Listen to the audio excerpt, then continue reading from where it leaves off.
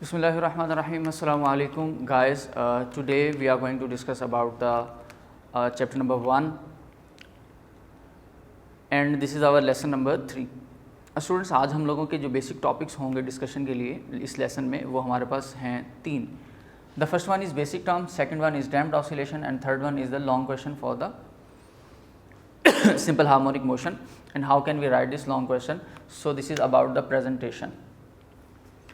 Students इसी के साथ अगर हम बेसिक टर्म्स की तरफ आएँ तो बेसिक टर्म में हमने जो टर्म्स डिस्कस करनी हैं that are vibration, time period, frequency and amplitude.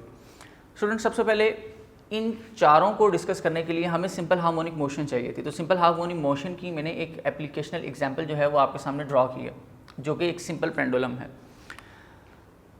और स्टूडेंट वाइब्रेशन से रेलेवेंट हमारे पास जो प्रीवियस नॉलेज है उसके अकॉर्डिंग अगर हम देखें तो हमारे पास वाइब्रेशन है just a movement of an object to and fro, means to and fro movement of an object, this is called the vibration. लेकिन स्टूडेंट्स यहाँ पर हम इसको थोड़ा सा चेंज करेंगे इस हवाले से भी, इसकी डेफिनेशन को चेंज करने के लिए, इस टर्म को बेसिक कंसेप्ट के साथ अंडरस्टैंड करने के लिए.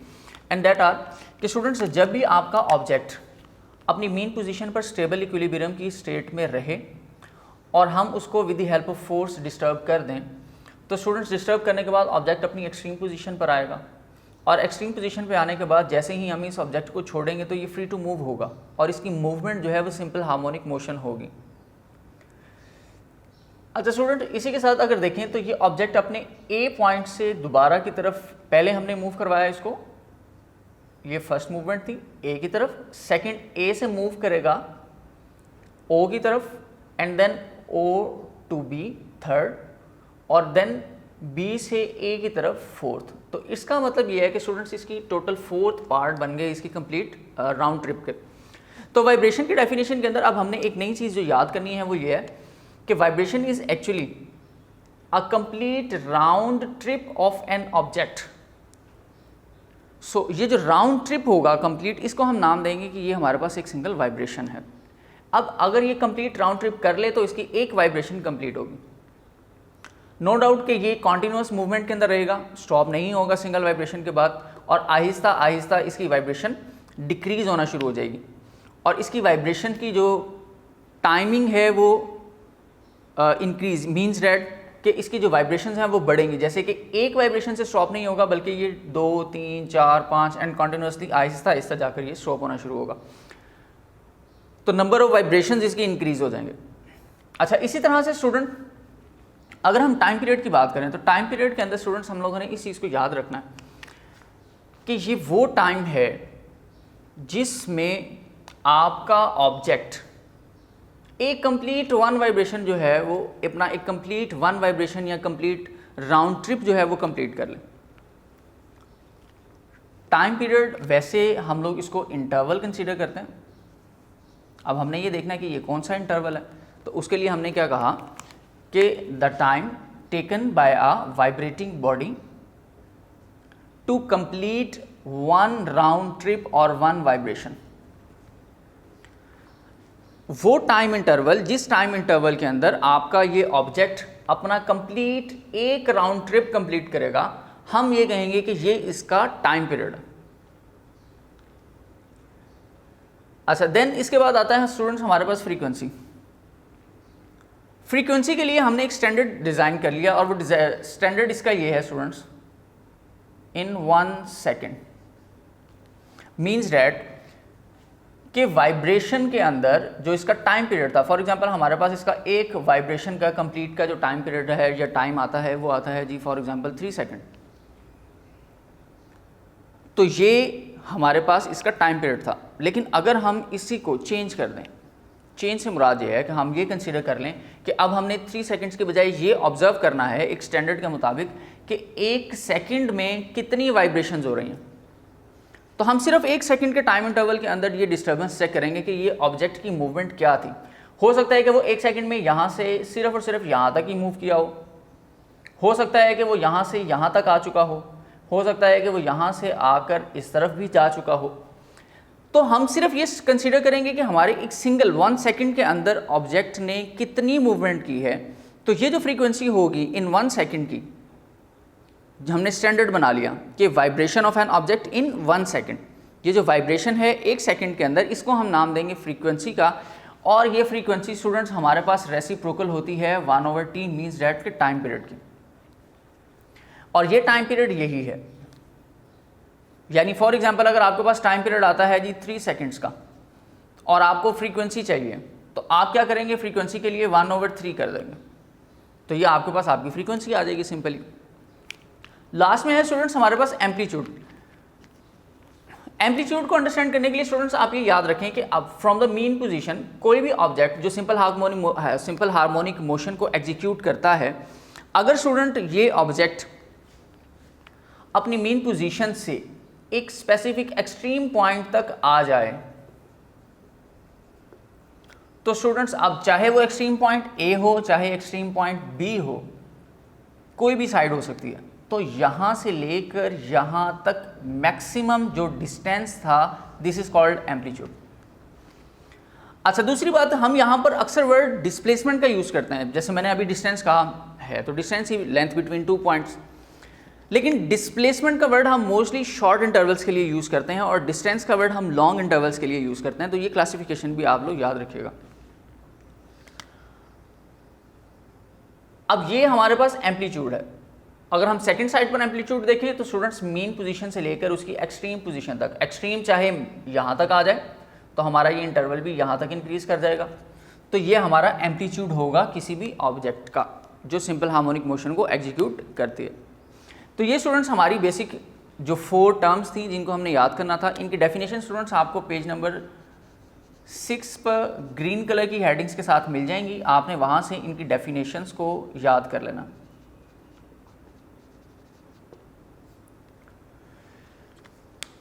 इसके बाद स्टूडेंट्स हमारे पास है एक डैम्प्ड ऑसिलेशन। स्टूडेंट्स ऑसिलेशन के बारे में आपको ऑलरेडी पता है।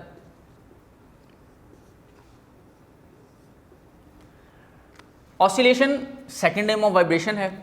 डैम्प्ड का यहाँ पर क्या मतलब है स्टूडेंट्स, जब भी आपकी आपने नॉर्मली कंसीडर किया था, 9th क्लास के अंदर भी हमने इस चीज़ को पढ़ा था कि जब कोई ऑब्जेक्ट मूव करता है with the help of force, तो उसमें एक इनर्शिया ऑलरेडी एग्जिस्ट करता है, और सेकेंडली उस ऑब्जेक्ट के अंदर जब जिस सरफेस पे वो मूव कर रहा है उस पर फ्रिक्शंस वगैरह भी होती है। इसी तरह से हमारी एयर फोर्स भी लग रही होती है। तो बहुत सारी बाहर से एक्सटर्नल फोर्सेस उस ऑब्जेक्ट के ऊपर एज अ नेट फोर्स जो है वो एक्ट कर रही होती हैं, तो उसकी वजह से उस ऑब्जेक्ट की मूवमेंट स्लो डाउन हो जाती है। इसी तरह स्टूडेंट्स यहाँ पर अब जो डैम्प्ड की बात है, इसको हम कंसीडर करते हैं सिंपल हार्मोनिक मोशन के साथ।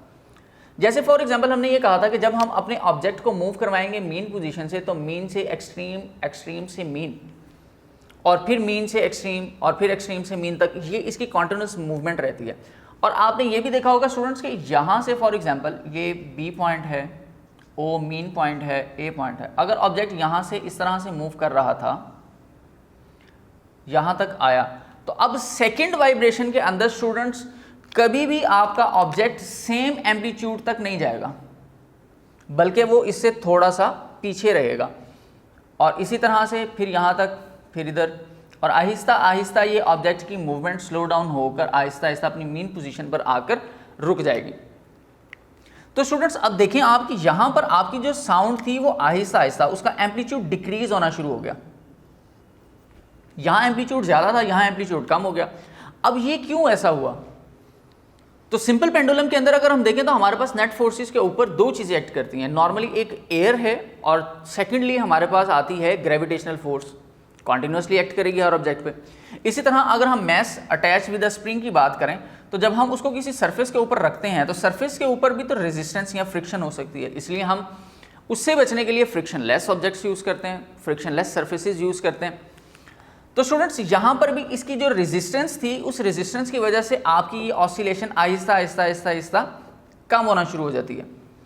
तो स्टूडेंट्स हमने सिर्फ ये चीज़ याद रखनी है इस कंसेप्ट के अंदर कि जब भी किसी रेजिस्टिव फोर्स की वजह से, किसकी रेजिस्टिव फोर्स, वो फोर्स कोई भी हो सकती है, आपकी movement of an object, oscillation of an object decrease होना शुरू हो जाए due to some resistive forces, तो हम कहेंगे कि this is now a damped oscillation.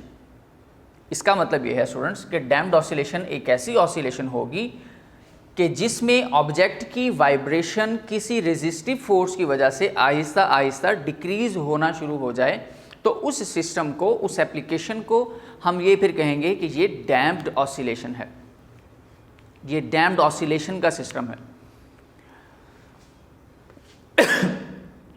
Students, damped oscillation की अगर हम बात करें, फॉर एग्जांपल जैसे हमने कहा कि रेजिस्टिव फोर्स से डाउन होना शुरू होगी वैल्यूज आपकी, किस तरह से हम कैलकुलेट कर सकते हैं? नॉर्मली जो हमारे पास हुक्स लॉ के अकॉर्डिंग एक वैल्यू आती है, that is the simple -kxm। Students, यहां पर ये उस कंडीशन के लिए हमने यूज किया था अपने हुक्स लॉ में जब हमारे पास रेजिस्टिव फोर्सेस ना हो, लेकिन अगर रेजिस्टिव फोर्सेस आ जाती हैं तो उसकी वजह से इफेक्ट क्या था, आपकी एम्पलीट्यूड डिक्रीज हुआ। इसका मतलब है कि आपकी आहिस्ता आहिस्ता स्पीड भी कम होना शुरू हो गई।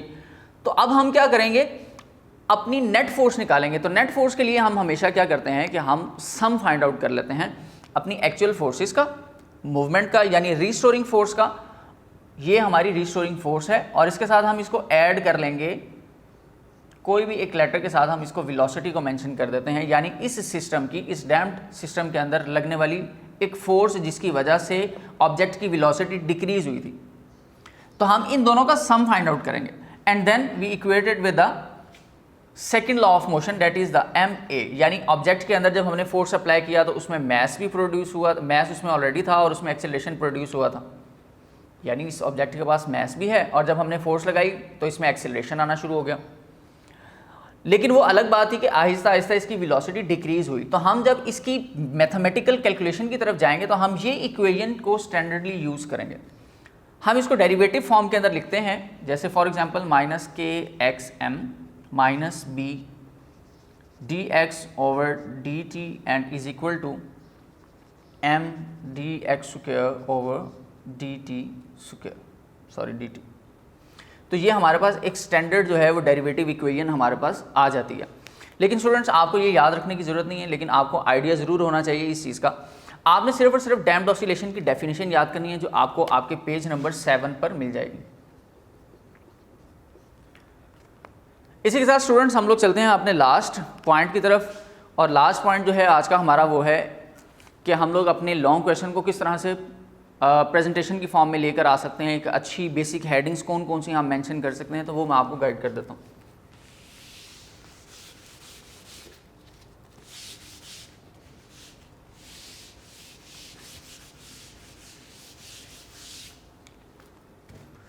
स्टूडेंट्स, हमारे पास किसी भी लॉन्ग क्वेश्चन को लिखने के लिए मैं स्टैंडर्ड आपको हेडिंग्स बता रहा हूँ, आपने याद रखनी है।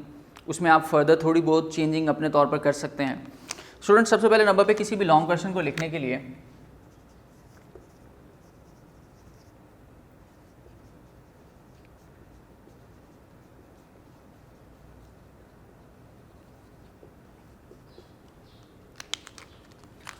सबसे पहला काम स्टूडेंट्स आपका ये है कि आप डेफिनेशंस लिखेंगे अपनी बेसिक। जैसे फॉर एग्जांपल हमने सिंपल हार्मोनिक मोशन वाला लॉन्ग क्वेश्चन किया, तो हम सबसे पहले सिंपल हार्मोनिक मोशन की डेफिनेशन लिखेंगे।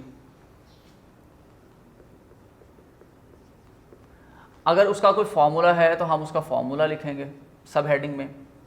अगर कोई यूनिट है तो स्टूडेंट्स हम उसका यूनिट मेंशन करेंगे।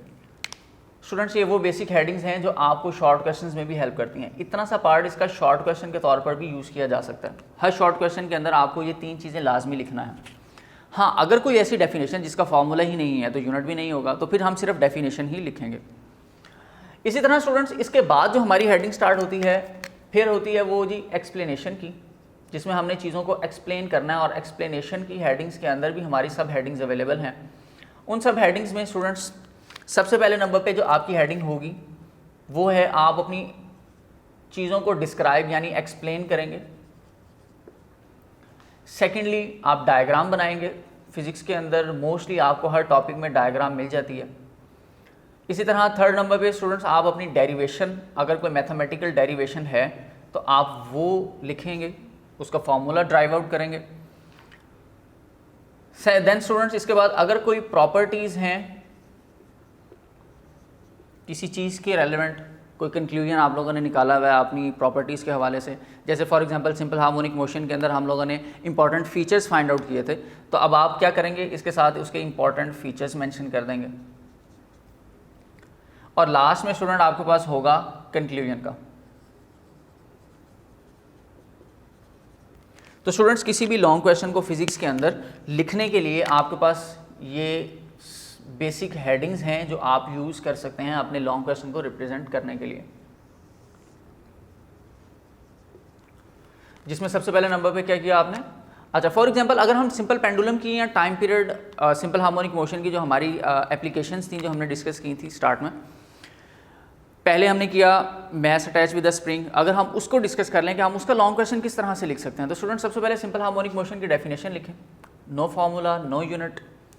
एक्सप्लेनेशन पे आएंगे, एक्सप्लेनेशन के अंदर आकर आप अपनी वैल्यूज़ को डिस्क्राइब करेंगे, जो हमने डायग्राम बनाकर सारी डिटेल डिस्कस की थी आप उसको डिस्क्राइब करेंगे, डायग्राम ड्रॉ करेंगे, लेबल करेंगे, हम उसकी मैथमेटिकल डेरिवेशन जो हमने हुक्स लॉ और न्यूटन्स के सेकंड लॉ के साथ की थी हम वो मेंशन करेंगे, important features of simple harmonic motion लिखेंगे, और स्टूडेंट्स लास्ट में आपके पास कंक्लूजन होगा ये बताने के लिए कि क्या ये ऑब्जेक्ट जो है वो एग्जीक्यूट कर रहा है simple harmonic motion according to the definition या नहीं। तो हम अपनी लॉन्ग क्वेश्चंस को, अपनी हेडिंग्स को इस तरह से अरेंज करके लिखेंगे। तो उम्मीद है कि स्टूडेंट्स आपको ये चीज़ें समझ आ गई होंगी। अगर फिर भी कोई चीज़ आपको समझना है तो आप नीचे वीडियो के कमेंट के अंदर मेंशन कर सकते हैं, और उसमें इंशाल्लाह एज सून एज़ पॉसिबल जैसे हो सकेगा तो आपको आपका रिप्लाई जो है वो भी मिल जाएगा। जज़ाकुमुल्लाह खैर।